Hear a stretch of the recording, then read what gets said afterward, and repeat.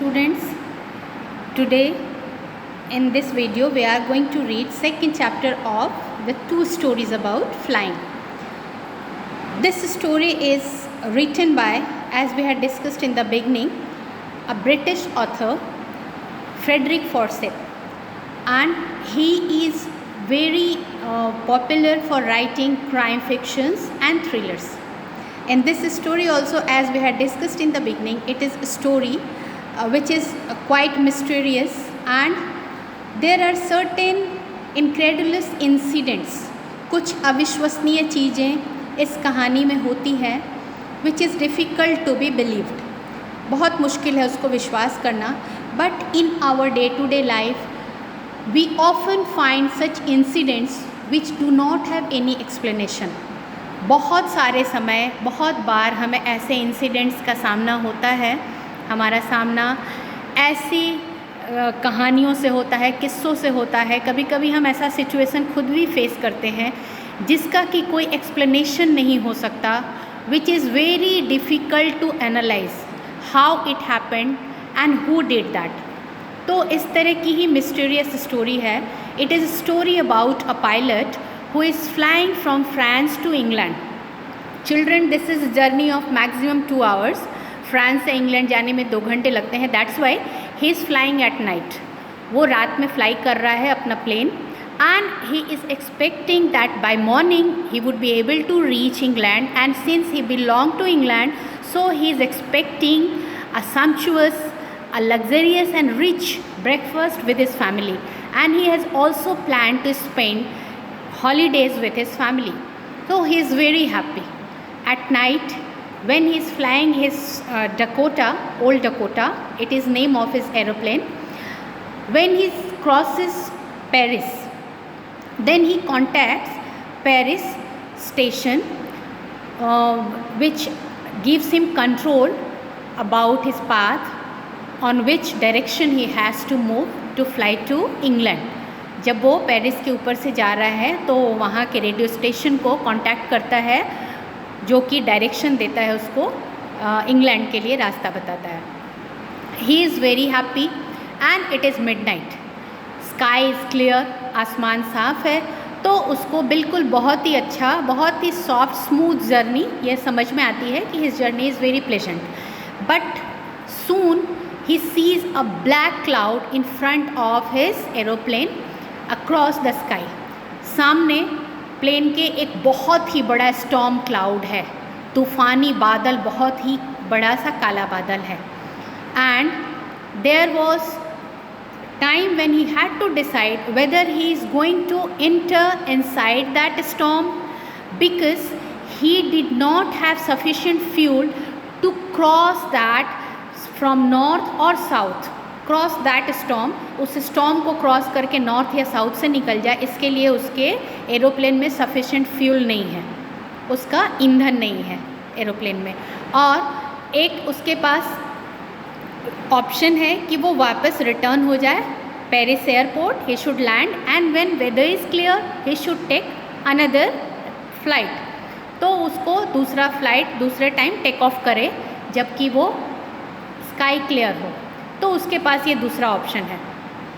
What he decides, since he is in a hurry to meet his family and to spend his days with his family, and for the sake of this he is ready to take risk. वो decide करता है कि वो risk लेगा, and he would enter that storm, क्योंकि उसके पास और कोई रास्ता नहीं था.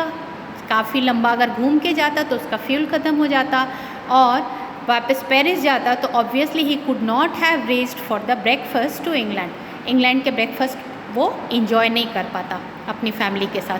तो वो डिसाइड करता, ultimately he takes a risk and enters the storm. Storm के अंदर जाके उसको समझ में आता है कि he had made a mistake because all his equipments stop working. उसका कंपास वर्क करना बंद कर देता है और उसको कहीं कोई डायरेक्शन पता नहीं चलता. So he is lost, and everywhere there is black around his aeroplane. चारों तरफ काले बादल हैं बस उसके एरोप्लेन के, उसको कोई भी डायरेक्शन, क्योंकि कंपास जो होता है it is an instrument that tells aeroplane about its direction. तो ये नेविगेशन के लिए इंस्ट्रूमेंट होता है जो कि नेविगेशन में उसका डायरेक्शन बताता है एरोप्लेन को। तो वो कैंपस क्योंकि काम करना बंद कर चुका है तो उसको आइडिया नहीं लग रहा है which way to go, which way to turn his aeroplane. और when he is dumbstruck he finds a mysterious black aeroplane in front of his aeroplane। उसको एक काला सामने ब्लैक कलर का एरोप्लेन दिखाई देता है अपने एरोप्लेन के सामने। So that pilot of that black aeroplane gestures him to follow. वो उसको इशारा करता है, उसका पायलट, ब्लैक एरोप्लेन का पायलट, कि उसके पीछे पीछे आ जाए। अब because he was not having any other way out, he follows him like a child। एक छोटे बच्चे की तरह उसके पीछे चल पड़ता है क्योंकि उसको और कोई जरिया नहीं दिखता कि कैसे वो इस स्टॉर्म से निकलेगा, क्योंकि उसको डायरेक्शन भी पता नहीं चल पा रहा है and he has limited fuel. So he follows that aeroplane. Half an hour passes and then he is afraid that now he has switched on to the last fuel tank on and then he will have no more fuel left and then he can meet with an accident। So he is scared। Then only he sees that black aeroplane is going downwards। उस समय उसको दिखाई देता है कि उसका front aeroplane which was ushering him, guiding him, जो कि उसको आगे से गाइड कर रहा था, डायरेक्शन बता रहा था, वो एरोप्लेन उसको नीचे की तरफ जाते हुए दिखता है। When he moves down, he sees the rows of lights। उसको नीचे लाइट की रोज दिखाई देती हैं and he was happy to see that it was airport. Airport पे रनवे पे आप देखते हो दोनों साइड में लाइट्स लगी होती हैं because it was night time. So light was on, और दिन में भी वहाँ पे होता है, लेकिन रात था क्योंकि तो दोनों साइड से, रनवे के दोनों साइड से लाइट जली हुई उसको दिखती है। He land safely and then he runs towards the radio station. वो अपने कंट्रोल रूम की तरफ दौड़ के जाता है, कंट्रोल रूम जहाँ से कि उसको पता करे, because he could not thank that pilot. उसका ब्लैक एरोप्लेन का पायलट जो था उसको उसने थैंक यू नहीं बोला था because he helped him to land safely.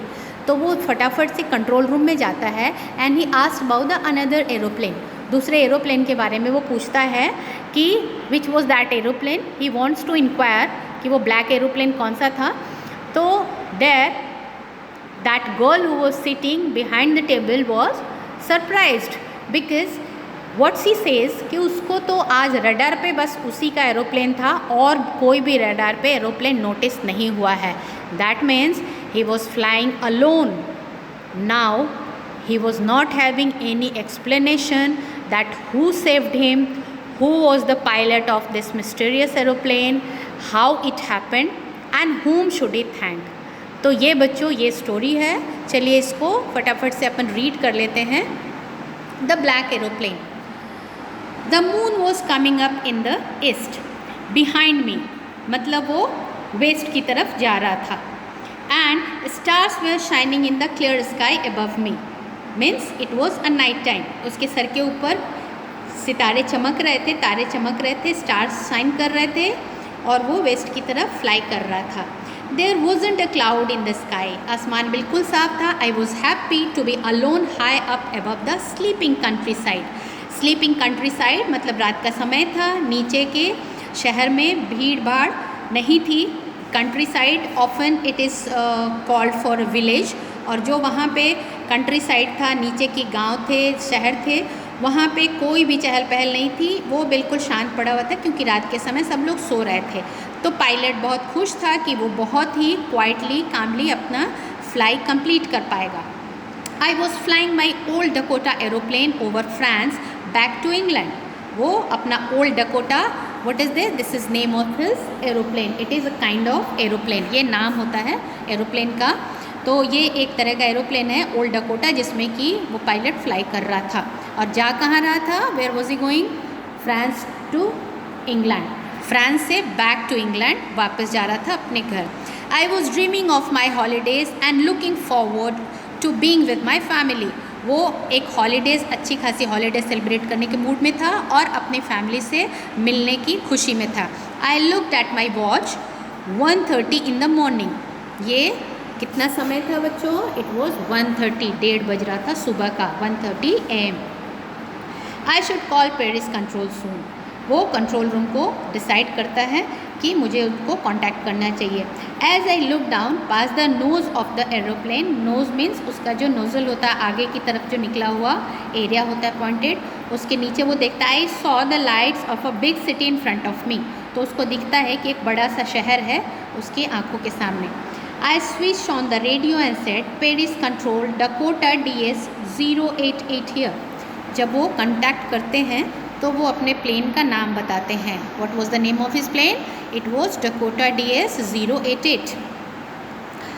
Can you hear me? वो बोलते हैं I am on my way to England over. ये बोलता है कि मैं अपने इंग्लैंड के जर्नी पे हूँ।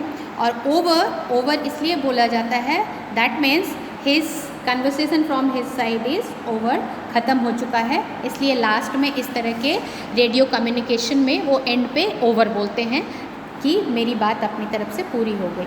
तो वो बोलता है कि मैं ये ओल्ड डकोटा अपने प्लेन के बारे में बताता है। Then the voice from radio answered me immediately. उधर से भी आंसर उसको तुरंत मिलता है। DS 088 I can hear you, you ought to turn 12 degrees west now. DS 088 over.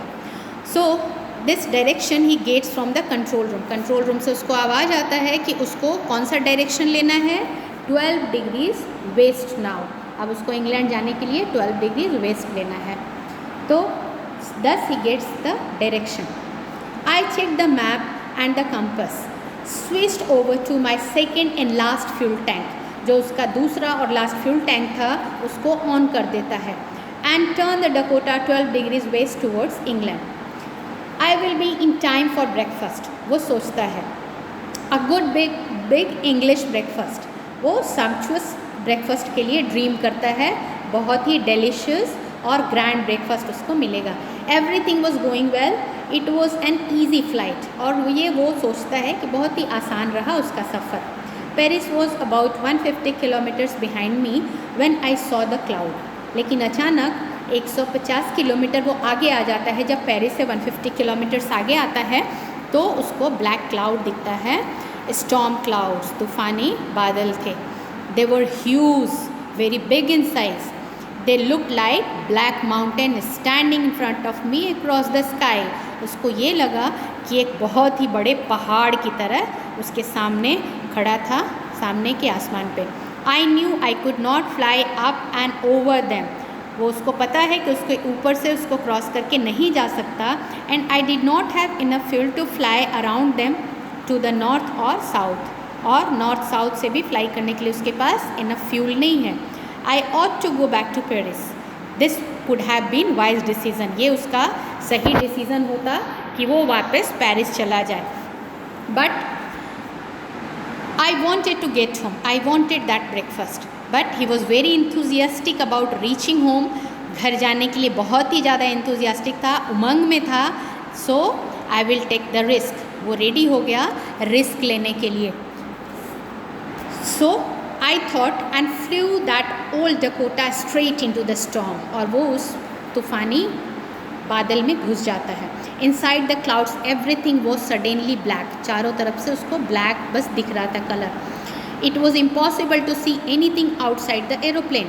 Aeroplane के बाहर कुछ भी दिख नहीं रहा था। The old aeroplane jumped and twisted in the air. उसमें जर्क्स लगने लगे, जंप करने लगा, क्योंकि तूफ़ानी मौसम में फ्लाई करने पे इस तरह के जर्क्स लगते हैं। I looked at the compass. I couldn't believe. उसको विश्वास नहीं होता जब वो अपने कैंपस को देखता है। My eyes the compass was turning round and round and round. Compass जो था वो गोल गोल घूम रहा था। It was dead. गोल गोल घूम के वो बंद हो गया। It wouldn't work. ये आगे उसके बाद उसने बिल्कुल भी उसकी सुइयाँ घूमी नहीं, वो बंद हो गया। उसके निडल्स बिल्कुल भी डायरेक्शन नहीं बता रहे थे, वो बंद हो चुका था उसका compass. The other instrument were suddenly dead. और दूसरे इंस्ट्रूमेंट भी थे जो भी उनका डायरेक्शन या किसी तरह के हेल्प करने के लिए फ्लाई में, तो उसके सारे बंद हो चुके थे। आई ट्राइड द रेडियो, तब वो रेडियो ऑन करके नियरेस्ट स्टेशन को कांटेक्ट करने की कोशिश करता है। Paris control, can you hear me? There was no answer, वहाँ से भी कोई आंसर उसको नहीं आता। The radio was dead too, radio भी बंद हो चुका था। I had no radio, no compass and I could not see where I was, उसको समझ में नहीं आ रहा था कि वो एग्जैक्टली है किस जगह पे। I was lost in the storm, वो स्टॉर्म में, तूफान में खो चुका था। Then in the black cloud quite near me I saw another aeroplane, वो उसको दूसरा एरोप्लेन वहाँ पे उसके बगल से दिखता है, बहुत पास। It had no lights on its wings, उसके विंग्स पे, उस एरोप्लेन के पंखों पे कोई भी लाइट्स नहीं थी। But I could see it flying next to me, उसके बगल से एरोप्लेन उड़ रहा था, ये वो देख पा रहा था। आई could see the pilots face, pilot का फेस भी वो देख पा रहा था, टर्न टूवर्ड्स मी, जो उसकी तरफ देख रहा था। I was very glad to see another person, उस जगह पे जहाँ पे कि वो बिल्कुल होपलेस हो चुका था, उस वहाँ पे दूसरे पर्सन का फेस देख के वो बहुत ही खुश हुआ। ही lifted one hand and waived, उसने एक हाथ उठा के उसकी तरफ हेलो बोला। Follow me, he was saying follow me, और हाथ उठा के वेव करके उसको बोलता है कि मुझे फॉलो करो, मेरे पीछे पीछे आओ। He knows that I am lost, I thought, अब ये सोचता है पायलट कि उसको पता है कि मैं इस तूफ़ान में खो चुका हूँ, तो इसलिए वो मुझे इस रास्ते से निकाल लेगा, ये सोचता है। He is trying to help me, और वो मेरी सहायता करने की कोशिश कर रहा है। He turned his aeroplane slowly to the north, north की तरफ मुड़ता है, in front of my Dakota, so that it would be easier for me to follow him. Dakota के आगे आगे वो फ्लाई कर रहा है ताकि इसको उस तूफ़ान में भी वो एरोप्लेन दिख जाए और ये उसको प्रॉपरली फॉलो कर सके। I was happy to go behind the strange aeroplane like an obedient child, एक आज्ञाकारी बच्चे की तरह वो उसके पीछे पीछे खुशी खुशी चल पड़ता है, फ्लाई करता है। After half an hour, the strange black aeroplane was still there in front of me in the clouds. आधे घंटे बीत जाते हैं लेकिन फिर भी वो ब्लैक एरोप्लेन बादलों में घूम रहा था, उसकी फ्लाइट भी पीछे पीछे उसको फॉलो कर रही थी। There was only enough fuel in the old Dakota's last tank to fly for 5 or 10 minutes more. अब ये पायलट को रियलाइज़ होता है कि अब वो 5 से 10 मिनट से ज़्यादा, 5 या 10 मिनट से ज़्यादा नहीं उड़ सकता क्योंकि उसकी फ्यूल ख़त्म होने वाली है। I was starting to feel frightened again, अब फिर से उसको डर लगने लग जाता है। He is scared again, but then he started to go down and I followed through the storm. तूफ़ान के अंदर से वो जो ब्लैक एरोप्लेन था वो नीचे की तरफ लैंड करना शुरू करता है और ये पायलट भी उसके पीछे फॉलो करके अपनी प्लेन को ले जाता है। Suddenly I came out of the clouds, अचानक बादलों के बाहर होता है, and saw 2 long straight lines of light in front of me. It was runway and airport, I was safe. उसको रियलाइज़ होता है कि अब वो लैंड कर जाएगा, वो सेफ़ है। I turn to look for my friend in the black aeroplane, वो सर मुड़ा के पीछे देखता है कि वो पीछे जो ब्लैक एरोप्लेन उसको यहाँ तक गाइड करके लेके आया है वो उसको थैंक बोले या उसको ग्रैटिट्यूड शो करे, बट वो aeroplane, but the sky was empty, लेकिन आसमान बिल्कुल क्लियर था, वहाँ कोई एरोप्लेन दूर दूर तक उसको दिखाई नहीं देता। There was nothing there, the black aeroplane was gone, I could not see it anywhere, कहीं पे भी उसको नहीं दिखता। I landed and was not sorry to walk away from the old Dakota near the control tower, और वो खुशी खुशी आगे के कंट्रोल टावर की तरफ चल पड़ता है। नॉट सॉरी मतलब उसको किसी तरह का रिग्रेट नहीं था, पछतावा नहीं था अपने ओल्ड डकोटा में फ्लाई करने का, क्योंकि वो अब सेफ लैंड कर गया था। I went and asked a woman in the control center where I was and who the other pilot was. वो पूछने जाता है उसको कि वो किस जगह पे था, कौन सा एयरपोर्ट पे वो लैंड किया है, किस एयरपोर्ट पे उसने लैंड किया है अपनी फ़्लाइट को, और दूसरा एरोप्लेन कौन था, ये वो इंक्वायर करने के लिए जाता है। I wanted to say thank you. She looked at me very strangely. वो बहुत आश्चर्य के साथ उसको देखती है, and then laughed, और फिर हंसती है। Another aeroplane? But there in this storm, up there in this storm, इस तूफ़ान में दूसरा aeroplane? No other aeroplanes were flying tonight. आज कोई भी दूसरे एरोप्लेन फ्लाई नहीं कर रहे थे. Yours was the only one I could C on the radar. वो रेडार पे जो था वो केवल तुम्हारा ही एरोप्लेन था, अकेला एरोप्लेन था. So who helped me to arrive there safely without a compass or a radio and without any more fuel in my tank. अब उसके पास एक क्वेश्चन आता है कि वो कौन था जिसने इसको हेल्प किया जब उसका कैंपस बंद हो चुका था, उस रेडियो से कांटेक्ट नहीं हो पा रहा था और उसका फ्यूल भी ख़त्म होने वाला था. Who was the pilot on the strange black aeroplane? तो उस स्ट्रेंज ब्लैक एरोप्लेन में कौन था pilot? Flying in the storm without lights. और जो कि फ्लाई कर रहा था ऐसे एरोप्लेन में जिसमें कोई लाइट भी नहीं थी. एक तो उसको खुद इस डायरेक्शन पता था और दूसरा वो उसको भी गाइड कर रहा था अपने पीछे. And he helped him to land safely. So there were ends which gives you the time to speculate that what actually had happened. ये आप अंदाज़ा लगाओ, अपने से स्पेक्यूलेट करो, अनुमान लगाओ कि एक्चुअली हुआ क्या होगा. This is open ended story and you can give any end to this story. आप इसमें अपना कुछ भी अंदाज़ा लगा सकते हो children. This kind of open ended which gives a number of end to the story, जिसमें बहुत सारे अंत हो सकते हैं, जिसका एक्सप्लेनेशन बहुत सारा हो सकता है. Although it is unbelievable, although it is a story, but still in our day-to-day life we face certain situations which needs an explanation, which cannot